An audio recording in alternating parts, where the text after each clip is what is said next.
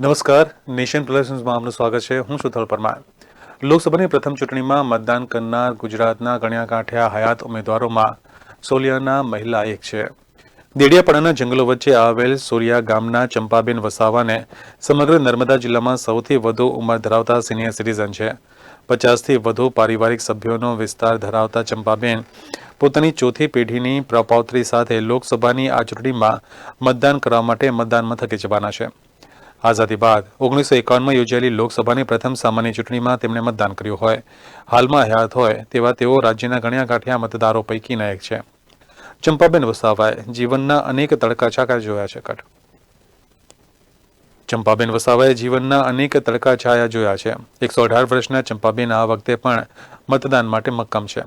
ચંપાબેનના પરિવારની 18 વર્ષની પુત્રી આ વખતે પ્રથમ વખત મતદાન કરશે. હું સોલિયા ગામમાં રહું છું. અમારા પરદાદી છે, તેમની ઉંમર 118 વર્ષની છે. તેમનું નામ ચંપાબેન પારસિંગભાઈ છે.